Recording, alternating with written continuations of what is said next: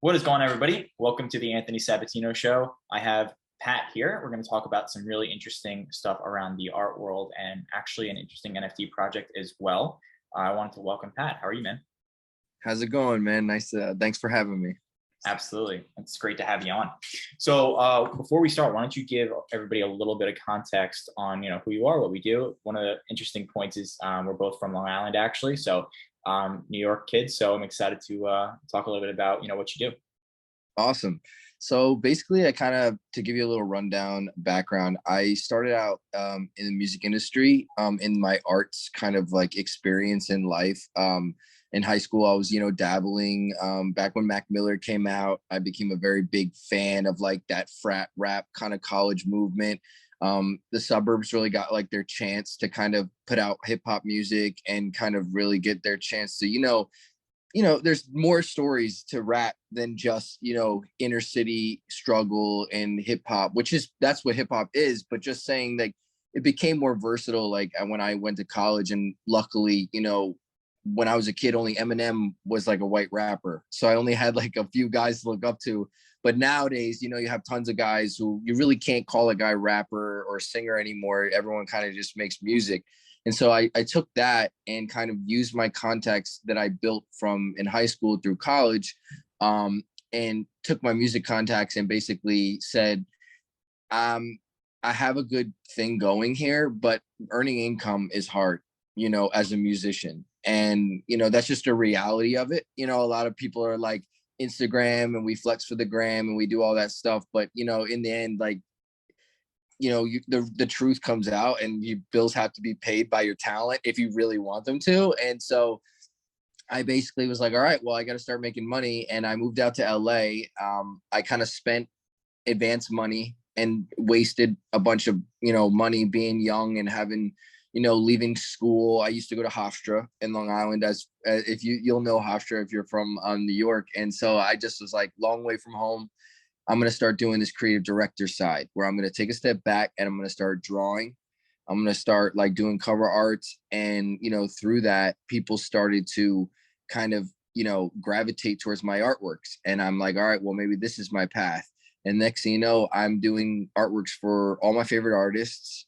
I'm getting calls from labels to do creative direction for people for Disney, ESPN. And I just was like, how is this happening? But at the same time, I had great relationships that I, didn't, take advantage of as much when I was in the music industry. Like, just because my music wasn't like selling doesn't mean that they couldn't help me. It just meant that, like, it was time to take the step back and, take a behind the scenes role. So from there, I, started learning about artwork and digital spaces. And over the last year or two, NFTs have just become like one of the most, sought after things to do in the art space. I mean, people who don't even make artwork, people who aren't artists, like everybody's like, it's like a gold rush. It's Yeah. literally kind of like a gold rush. And so people are, now saying to me like, oh, how do you know about NFTs, or how do you know about all this artwork, or how do you... Honestly, I was working 5 years ago with no career. Like what people like had, like, there was no name for what I did, like doing cover art 5-6 years ago, like for a living, like explaining that to your parents is like very hard to like, people pay me for artwork for their music, and they're like, I don't understand how that could be a living, but it is. And it's crazy. And from then on, like, yeah, I just... High Poopers came to be. I'm a basketball player at heart. Even before I was a rapper, before I was a student, I was a basketball player. So that was like my first love. And I'm always that type that was friends with everybody. I was friends with the jocks. I was friends with the, art guys. I was friends with the drama guys. I was friends with everybody. So I kind of am always looking to build communities and things that everybody can kind of gravitate together. So you have athletes that love artwork, or that love, what's it called? What's another thing that people put out nowadays? NFTs, music videos, like anything that expresses yourself artistically. It definitely, sorry, it's my dog. Uh, Anything that expresses yourself artistically is now respected and like loved now. And so it's a nice time to like be in the space. Yeah, I mean, 100%. So take me a little bit through, you said in the beginning that you had this network of people in relationships that maybe they knew about your music and whatnot, but they could help you in other ways and things like that. What kind of, did you have relationships? Like, how did you build that? Just through blatantly messaging people, or how did that work? So basically, when I was young, I got founded by this sound engineer slash music manager, and he was signed to a guy named Jared Cotter, and this guy named Casual Kaz, who basically is like my brother. He's like my big brother. He knew Jared and was signed to Jared as a songwriter. Jared's written songs for numerous, Billboard artists, Flo Rida, Jay Sean, like you name it, like they had hits. And so they basically saw talent in me, and they're from Long Island. And so they're like, hey, listen, homegrown Long Island, same thing, connection. This kid has some talent. Like, let's see if we could hone in on it, on this frat rap movement, this Mac Miller movement. He definitely, I have the smile, I'm a happy go lucky kid and stuff. And so they try to capitalize on that. And so did I. But it's just, there's a lot of kids doing the same thing. I mean, I will be honest, like my work ethic when I was a kid, like I thought I made it before I made it. You're walking around and you think you got it because you have a couple of dollars. You went on a tour. So you're like, I'm already above like everybody else now. You don't realize that there's a whole nother stratosphere that you need to reach to be able to be on that level where you're walking around bawling. And that's just something a juvenile, only a man learns, and so I just learned and went dead broke and was like, yo, I got to restart. And I called up all my old relationships, like through the label that I had from that kid. And I literally was like, hey, listen, I always have been there doing artwork for you guys. If you ever need artwork, I'm your guy. And one by one, while I was kind of MIA and just kind of building myself again, they're like, wow, 1 project, 2 projects. Next thing you know, you did 3. Next thing you know, you did 5. And they're like, you're coming through like with some really good creative direction. Like, why don't you just keep doing this? Like, this is really good. And it's consistent pay. And like people are, and next thing you know, my resume starts having names like Disney, names like Universal, names like, I'm like, I can walk into any job as a designer now, as a creative director now, and get a job. But it's like, now you're at the different challenge of now I can work for myself. Like now I get, I'm a self-sufficient business, even as a one person, if I'm able to do all these things. And I just expanded, like no limitations, like animation, logos. I'm a one-stop shop creatively, not because I have to, but why not?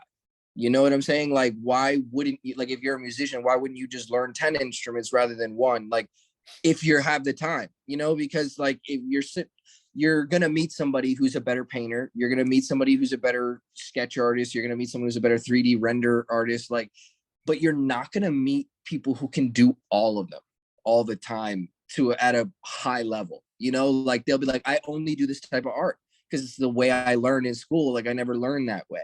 And so there's a lot that school doesn't teach you. Like I have no graphic design degree. I have no degree in creative direction. Like this is I went to school at Hofstra for marketing, which does correlate and helps me push my product as my what I do as a product. But all in all, like no actual like professional experience, just thanks to the kids on YouTube. That's amazing, dude. And so like what really stuck out to me, right, was your push to, diversify as much as possible to become that one-stop shop, And to your point, I'm a big believer even right now in the whole definition of, niching down and being so specific and being someone who only does one thing. And I feel like there is some validity there in a certain case, but I just, for whatever reason, just seeing how social media continues to digitalize everything, the value of being a one-stop shop and being 100% an authentic you and whatever that means across many different facets of life, regardless of what that looks like, becomes more and more important. So it's interesting how you kind of put that into play even before maybe a lot of that movement started, but you saw it kind of within yourself. Yeah. And I mean, my dad would look at me sometimes, and both my parents have always believed in me, but my dad would look at me and be like, Pat, you kind of got to do one thing. Like, you can't really just be all over the place, like you just pick one thing, be great at it, and then maybe use that to get you to the other places. So that's kind of what I did basically with the creative direction, you know, but at the same time, I'm the type of person that I've kind of achieved success through chasing happiness at the same time. And literally, it sounds sometimes like a story. You'll probably ask a lot of independent business owners. They have that story of the last time they ever worked a job. And the last time that I ever worked a job, I literally walked out of this place. It was like a woman's fashion company in LA. I was working for his fashion company about like 4.5 years ago. And I was like, I'm not doing this anymore. I'm not listening to someone else. I'm not going to be paid this dirt. You know, like I had that moment where I'm walking home and I'm like, I'm starting my business and this is it. Like, blah, blah, blah, blah. And when you put your mind into that mindset and you're like desperate, there's no safety net. There's no like basically escape plan. This is it. Like, go full hard at it and we'll see how you do. Worst case, you fail, and, you know, hopefully your loved ones and family support you and help you and get on your feet. But it worked. And, you know, the one-stop shop theory has not, you know, hurt me in any way. It earned me so many clients where another client has been on the fence. Like, I don't know if I can do that. I've taken on clients having no idea how to do what they're asking, tell them I can do it, and then put that pressure on myself to learn that week, that 2 I'm sitting all night learning. And then by the time the project's done, they look at me and go, great, like it's cool. But meanwhile, they had no idea I was sitting there for like 3 hours, just like learning it all. Yeah. I mean, sometimes I've heard many stories of that happening too, but sometimes the best work comes from the right individual, let alone the certain skill set that you might hold in that moment. Like, if you're a person who can do all of this at such a high level creatively, there shouldn't be anything that can stop you. And I don't think someone like that would be one of those things. It's funny too that you mentioned like that one moment where, you know, that last job that you worked where you're just like, this is it. Like, this is the pinnacle moment where it's over. I know I had a similar experience too, in the last job that I worked, and it's just, it does shape you in a certain way, right? It makes you almost remove all the other chains around you, every other distraction around you, and you're just going to dive headfirst right into it. And especially in a field where you have to be so creatively strong, it's almost necessary, right? Like, to have these other exit plans sometimes is a, you know, can hurt you in many different ways. So Absolutely. Absolutely. I would say, like, it's not bad to have an escape plan. It's not bad to have backup plans. It's like, trust me, I'm not saying that having no plan in a way could have hurt me, but it's because I'm one of those people that work hard and do the grind to make up for it. And a lot of people that's where they miss it, you know, like they really want it and they really, really want it, but they just don't realize what it really takes to do this. And like, even partners that I have like worked with in business and like doing things like in the past, these are the most talented people sometimes. And you're like, they look at you and they're like, why are you working on that right now? And you're like, because that's how I am, man. Like, I'm working on this all the time. And trust me, man, I've limited friends. I have guys that I've stuck with since the beginning. Anybody who I've met post, you know, my start, the circle's probably closed, you know, like LA's a town where it's like, you know, jobs and people act like a certain way. And it's just like, if you just focus on the work and not the life, like I did when I was young, the balling, the flexing, oh, look at what I'm buying, like, look at all this stuff, like that shit ain't important. You know, like the people who get real money, like now, me being a man, I laugh at the kid that I was, because I'm like, little boy, you don't even know what money is. You know what I'm saying? It's just funny, like how life can do 360s like that. 100%. And you're right. Like, look at the richest people in the world. None of them are flexing the same ways that people. No. Yeah. No. So take us a little bit through, because obviously we talked a little bit about it, the NFT project, but I'd love to hear, you know, some details from your own words. Take us through a little bit of Hype Hoopers. What's that about? Absolutely. So Hype Hoopers is my debut NFT project. I sat for 7 to 8 months, literally, while the NFT boom was happening. And I just refused to put out a project that I didn't believe in. I'm not going to just do this to grab like money. I know it sounds like so like cliche, like, oh, I'm not doing it. Like, I want to make something. Like, I don't want to just do some quick bag grab. I do something and I make a couple of generated arts and take money from people. I really wanted to make something genuine. And so if you can tell by how I started it, it's very small, you know, as far as like the volume. I only did 50 handmade pieces, so they're not, you know, generated art. Every single piece was made separately on its own. And basically, Hype Hoopers is a community slash idea that taking basketball and, you know, when we were kids, what did you collect? You collected Pokemon cards and Yu-Gi-Oh cards and, you know, battle cards, Digimon. You know, we all did some, like, one version of that. And then if you didn't do that, you had baseball cards, or you had basketball cards, or you had rookie cards. You know, like, you had valuable sports collectors. So I just said to myself, wouldn't it be awesome if, like, our basketball cards could battle each other? Like, you know, my Michael Jordan card had, you know, 30 points a game, and that's 30 points. And so, like, blah, blah, and you do 5-on-5 cards. And, like, there must be a format. If there's a format for Pokemon Pocket Monsters for sports, you know, like, and basically, so I've been developing that. And in developing that, I'm like, well, why stop there? If we're going to develop a real life, you know, card battle game with these merchandise, then why not just make a metaverse game also? And, you know, nowadays brands, like, you don't, like we said, like, I don't create for one avenue. So Hype Hoopers, I see as a hub for fashion. I see it as a hub for crossing over with brands like Adidas, Nike, Reebok. Basically, like, they reach out and we, you know, the New Jersey, we do editions, city editions. We do stuff just like the NBA, but obviously for, you know, our league. And if you've heard of the Rumble Kong League, you know, it's a little bit similar with the play to earn format, where that's really what we want. Like, later on, I want to be able to have kids earn crypto when you win, like, high stakes games. I mean, playing 2K online is fun, but when you're playing with your friends for money, like, it's obviously a little bit more high stakes and more competitive. And I'm a very competitive person. So at the root of everything that I do, some sports element will be, like, you know, incorporated. And so, yeah, I'm hoping to turn Hype Hoopers, which we only have 15 left. We've only been out for 2 weeks. I've had no massive press release for season 1 because I wanted to see how season 2, like, season 1 would do with the marketing that I was going to do. And if it was underwhelming, I'm like, okay, then I know what I need to do for season 2. But season 1 we're almost sold out. So, like, 35 pieces have already moved. We're top 50 on OpenSea Sports NFT projects. With, like I said, no, like, major endorsement and limited pieces. So, like, we're cracking in with only 50 pieces. Meanwhile, people are dropping 50 collections. We passed the Portland Trailblazers collection for earnings in the last month.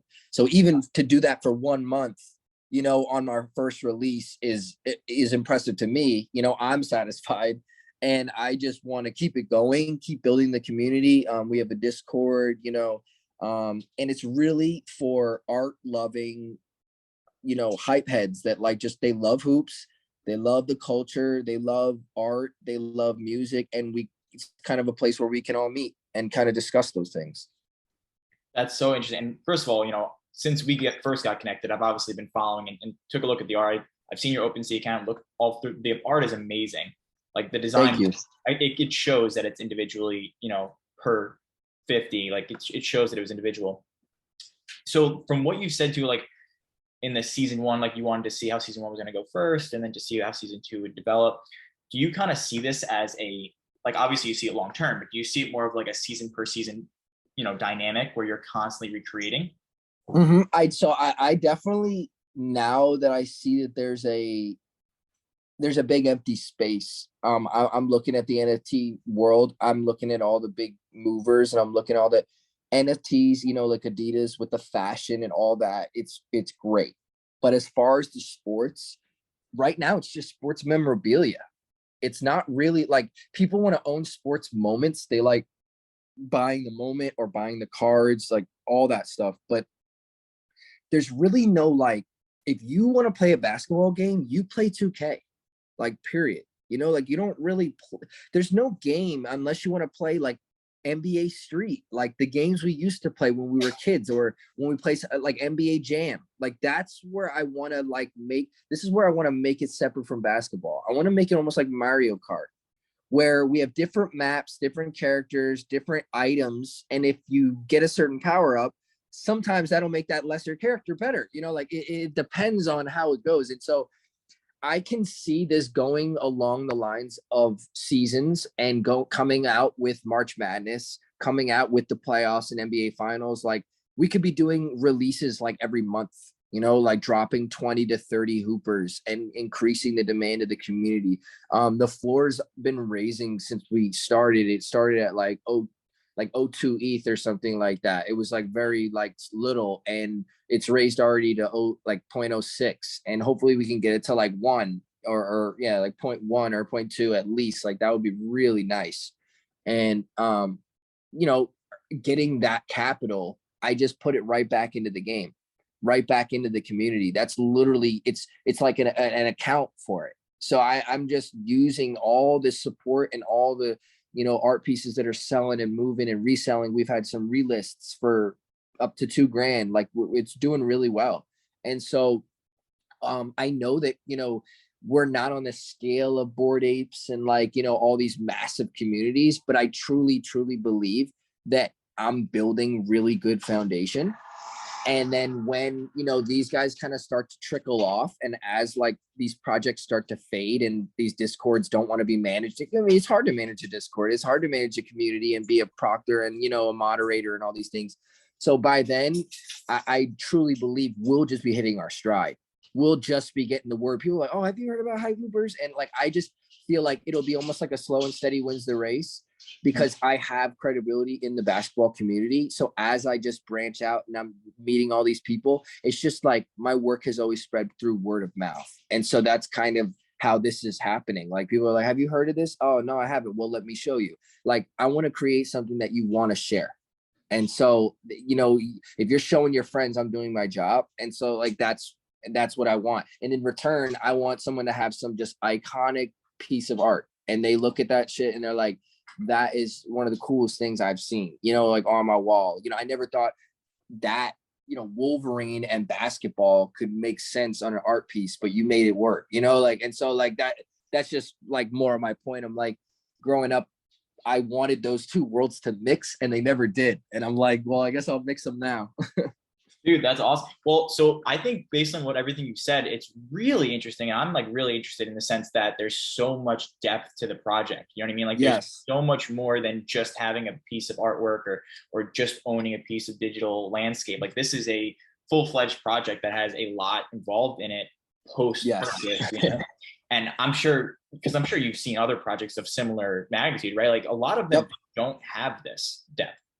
I agreed. And that's kind of where everyone goes, yeah, he's making a game. And it's like, I don't think anyone, like even people that I'm talking to, I'm like, no, I don't think you realize, like I've already have reached out to developers. I've already reached out to the 3D avatar builders. Like it's already kind of begun, you know. I'm including, I don't know if you've heard what a DAO is, a DAO, basically, where in the future, like companies are going to have these communities that are responsible for even like the finances and the decision making of the company. Your board of directors is going to be your fans, and like those people making decisions are, you know, not all of them, but the ones in the Discord or the ones in your DAO, like the people who are in your thing are going to be like influencing how it goes. And so as we go and we meet more people who support, some of these people are, you know, investors, they're freaking accountants, they have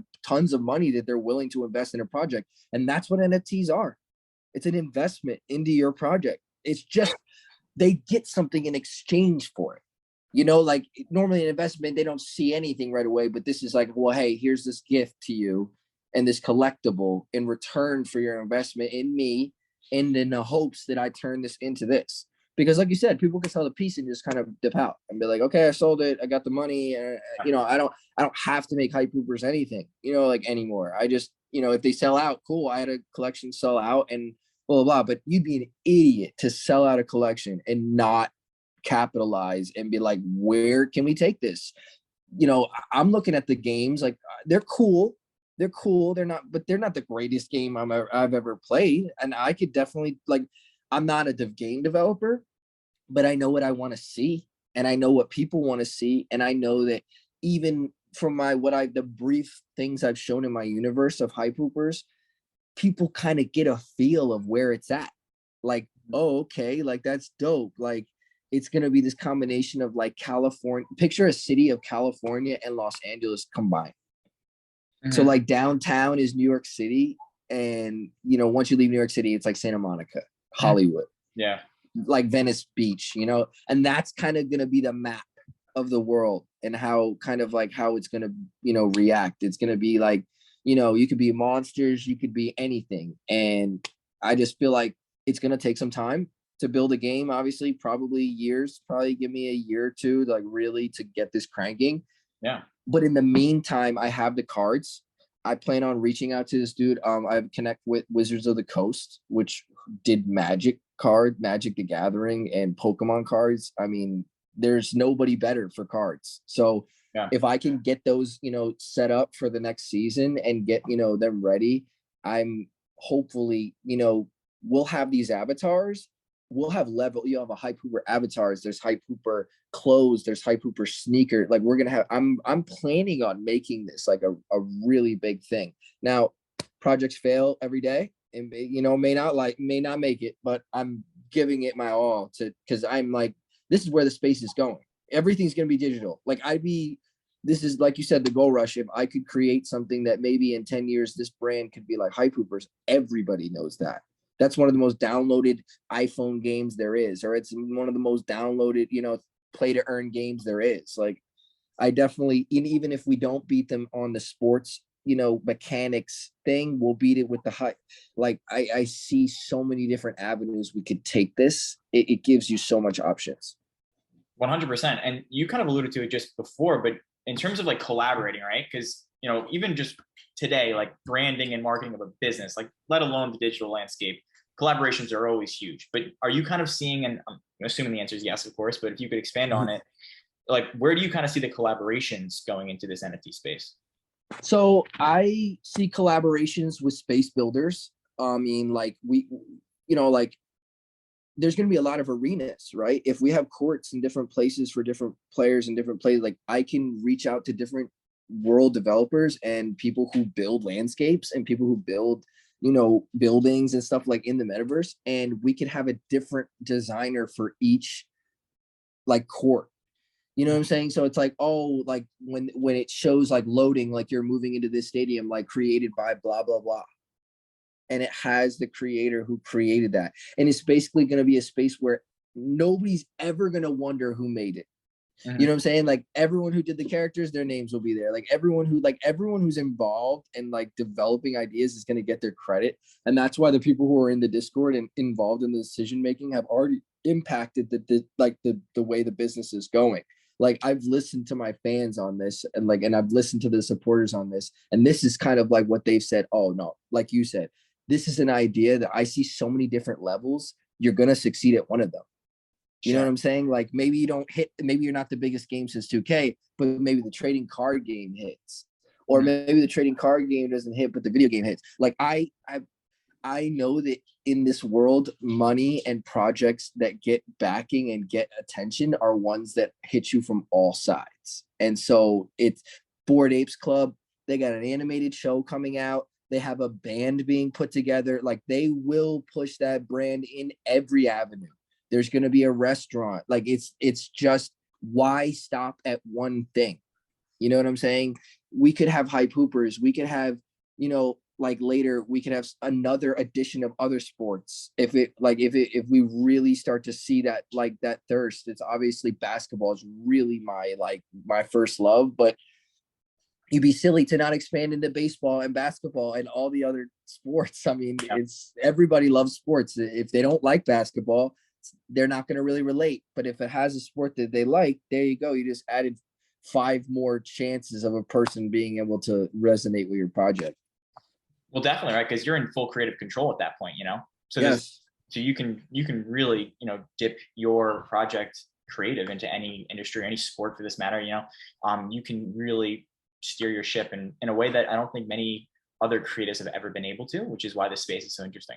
Absolutely, yeah. And that's what I was saying is basically like, it's nerve-wracking too, because you're navigating a space, like people keep asking me, alone, can I have some consulting on the NFT space? And I'm looking at them like, I've been learning this stuff for the past 6 months. I wouldn't even say I'm on the level of being able to teach you. You know what I'm saying? Like it's such a new space. So you're right. Steering my own ship is amazing. And like waking up every day, working for yourself, like anyone who does it will tell you it's amazing. But there are no like work days and off days. Like every day's a work day, every day's an off day. It's kind of, what do you want today to be? And that's what the day is. And like, if you want to get money today, you get money. And if you don't, you can sit on your butt. But it's just, it kind of sometimes it's a give and take. I mean, surviving on your own and not having a guaranteed person bringing you work and bringing you stuff is, can be nerve-wracking for some people, and while you're trying to stay afloat and while you're trying to like get to that point, some people just give up because it's just like, this is really hard, man. I was doing cover arts for $50, $25 at one point. And I mean, it sounds crazy. You're like, how someone have said to me like $25, like really, people pay $25 for a meal. Like, that's really, you took a lot of time on that. But I'm like, I used to say to myself, I'll worry about the money later. Mm-hmm. You know what I'm saying? Like, I'll worry about it later. I'm 20. I can afford to starve. I can afford to be broke. I can afford to, like, I don't have a family depending on me. This is the time to do it, like this. When I'm 50, you can't be taking risks like that. You can't be, you have to, be more calculated. Yeah, 100%. Quick question, because I wanted to touch on this earlier too, but I forgot. So one of the things, because obviously the space is so new, just I guess NFTs and everything associated, there's so much demand, right? Like in the space, that sometimes when that happens, similar to like the gold rush example that we talked about, where so much demand with not necessarily enough supply sometimes can create a crash. Is there anything in your head that you're kind of mentally preparing for, or even have some thoughts associated with in terms of that maybe happening? Absolutely. I mean, as if anyone in the crypto market has already seen, the crash has already begun, and it's already, started. I completely have been prepared for this. I knew once the NFT market became oversaturated and people started to see how much money you make off of these things, off of one piece, that people like who have no art experience are just stopping what they're doing to do this. And at some part of me is like admires them and it's like, go for it. If you really love it, like just go for it and chase it. And another part is me like, advice to anyone watching this or listening to this: if you don't sell art for a living, don't start with NFTs. Yeah. That's what I'll say. I mean, there's always going to be a story. There's always the success story. There's always going to be someone that knew somebody. I'm just telling you from someone who has experience. Don't let NFTs be the first art that you sell. If you sell your art, see if you can, sell your art. And I'm not saying sell it as far as like freelance. I'm saying like, if you get a job at a big company and they hire you as a graphic designer, that's still like you're getting respect and trusted with a vision. And it lets you know like, okay, this company's trusting me with this. Now maybe I have a direction in this field. But a lot of people are just taking clip arted apes and monkeys now. They're changing glasses and they're just like, oh, look, it's an ape. And people aren't understanding like, no, you obviously have no idea what an NFT is. Because an NFT is something that cannot be replicated. It cannot be, redone. So screenshotting and all this stuff, like they don't grasp the concept, which I completely understand. It's very confusing and we're navigating this new thing. But the people that figure it out now and have already figured it out, it's the same people who made it out to California before everybody else did. It's you got the gold and you and hold on to it because it's going to go quick. And once, it's going to run out. And once it starts and once it goes, like if you weren't kind of already in it, it's going to be harder and harder to get there. And so not saying it's never too late. You can always start a project. You can always do that. But I definitely, selling NFTs is not easy. It just, even people have messaged me and they've been like, you making it look easy. Mm-hmm. It's not. I'm marketing. I am on social media all the time. I am always answering customers. I'm like a 24/7 customer hotline. Like Yeah. I'm very accessible. Like these are the reasons why it sells, not just because the art. Because some people will look at the art and go, I don't even get it. I don't even like it that much. That's worth that much. It depends on who you're creating it for. You know, what is it for? You know, blah, blah, blah. And I'm creating this for collectors. Like I'm like this first one, season 1, season 2, season 3, the people who own these first couple hoopers, you know, imagine they're inspired and they're a character in a game later. Like you could have owned like the first like the first sketch or first piece of, you know, the hype hoopers, and like that could be immense value. Imagine you owned one of the first 2K avatars ever. Yeah. You know, you that would be worth 100K. You know, that'd be worth 50K. You know, like this is like 2001 2K. I have the little avatar. Like that's awesome. And so that's what I hope I can do. It's gonna like be hard, and I'm building a team of, you know, crypto superstars. You know, as you can say, but you know, yeah. And I also am collabing with other projects where I have my hand in artistic direction and design. It's just not my project. You know, like I'm, you know, and obviously I'm going to be promoting my own project, you know, while they promote theirs. But as those come out, I'll be, you know, partnering with other leagues and other, you know, things like basically to give kind of rep and credibility to the NFT space for myself. Really interesting. And that's kind of what I was talking about too before with like collaborations and things like that. Like I think there's a lot of depth to the space that, and like you said, we're still navigating it. We're still learning. There's so Yep. much skill that's coming about, and every day is something new. So it's interesting. But so let's pivot for a second. So in terms of Sure. your cover art, right? Like doing different art for different artists, things in the music industry, things like that. Is that something you're still doing at a high level? Are you still enjoying that? Like talk us through a little bit, you know, stuff like that. Yes, I am still doing cover art. I still do creative direction. I basically I work with a company called Big Wins Only. We're a very tight knit group. We're a music media company along with many other things, crypto. We're in the NFT space, music, you know, talent management in general. And yeah, we basically have been together since I was young. This company has just come to fruition over the past like year or two. Mhm. It was started by one of my partners, Casual Kaz, who's a manager of 10 Rock, who's a very big producer who works with the likes of Justin Bieber, John Bellion. He also manages Meg Donnelly, who's a star on Disney Channel for the Zombies movies and franchise. So, you know, music is always going to be part of what I do. Cover art is, you know, something probably that I'll always do. One thing I will say is I probably will be taking a step back from more everyday cover art. For the longest time, I really did pride myself on not just doing label projects. A lot of these guys like get really big projects and they just kind of hike their rate up and they don't really work with the lower end client anymore. Not saying that, because there's tons of talent there. It's just that they don't have the budget, and that's okay. And so I've learned and loved helping build people's careers as well, and having my art be the reason that they take off. So I've always kind of worked with those people too, because I'm like, one, it's money. Money's money, man. Like you know, like it doesn't matter if you're a waiter or a, you know, $1 million investment banker. Like if you save up and you're hustling, like I will take your money and give you a product that is worth your money, you know?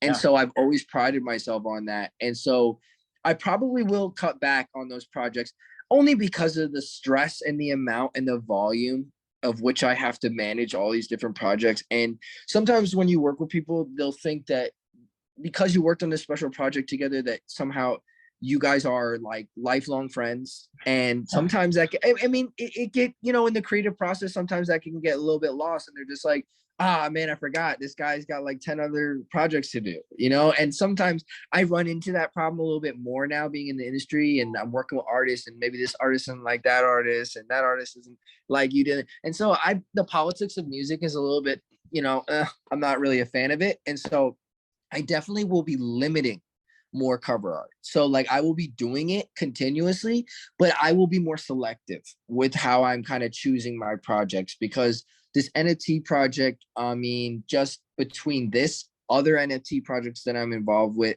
my animations things that I'm working on. I'm just, there's no cover art as great as it is, and as it's the foundation of what I've built. It also, I've, not that I've tapped it out, but I mean, there's only a few more artists I could work with that would really, change the game. And even when you work with that artist, it's, like, even if I did a cover for Drake, I know the guys who did the cover for Drake. Like it's, that didn't make their career. You know what I'm saying? All the other things did.